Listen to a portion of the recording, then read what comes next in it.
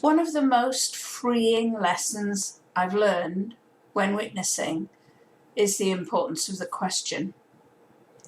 So often we're desperate to give answers when we would achieve much more by asking the question. I was taught traditionally that we as Christians have the answers and we need to share those with people who don't know the truth yet.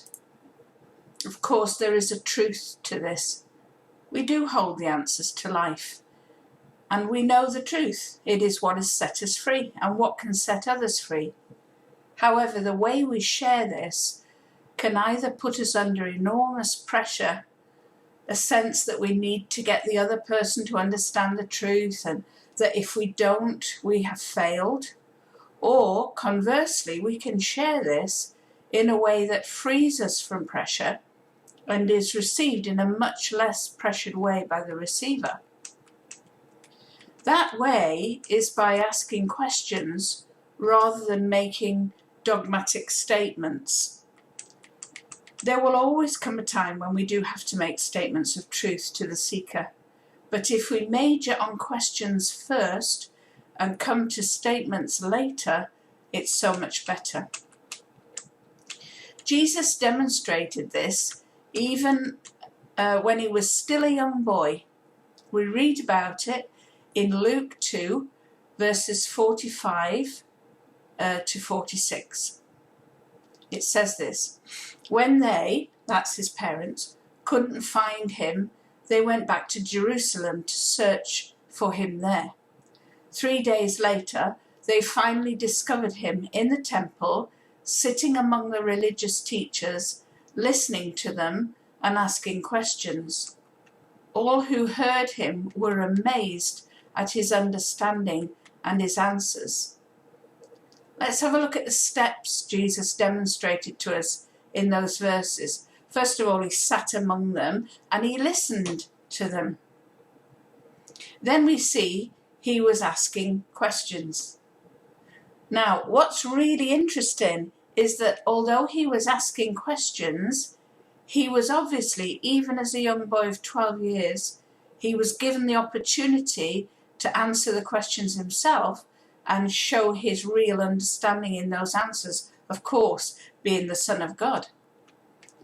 He not only demonstrated the great approach of asking questions, but he also demonstrated the benefits of this approach. So let's have a look at the benefits. And I've personally experienced these. Firstly, the person we are questioning feels valued. Their opinion is sought. When we tell someone something, we can appear as the superior one, and that can put us at a disadvantage as the other person may feel inferior.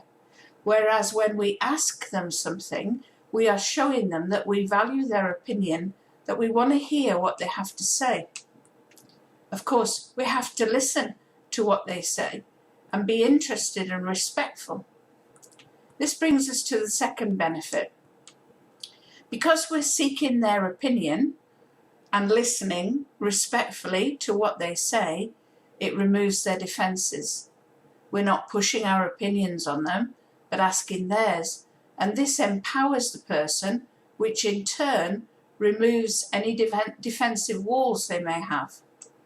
And the final benefit, or major benefit, there are lots of little benefits. The final benefit is that very often it invites questions in return. They are much more likely to then ask you what you think the answer to that question is. When this happens, you get your opportunity to make your statement of truth, and you'll find that they are readily received because you've been humble enough to listen to them first. So, for example, one of my favourite questions is, who do you think Jesus is? And then I listen. This is so important because it also helps me to learn where my friend is at on his or her journey. All sorts of questions at all sorts of levels open doors for us, even starting with the mundane, like what football team do you support or something like that. When we ask questions, it slows the conversation down as well, and that gives me time to think and send up prayer. Let me finish by saying in my experience it was a skill that I had to learn. I had to unlearn some bad habits and learn questioning and listening skills. Most truths that you want to share with your friend can be put into a question format with practice, and I have found it honestly an invaluable tool to witnessing without either me or my friend feeling pressured. I want to recommend it to you. It takes practice because maybe you'll be different to me, but I found I kept automatically going to statements and dogma rather than questions. So I hope you find this a useful tip, and maybe you'll have a go this week at asking some questions. God bless you.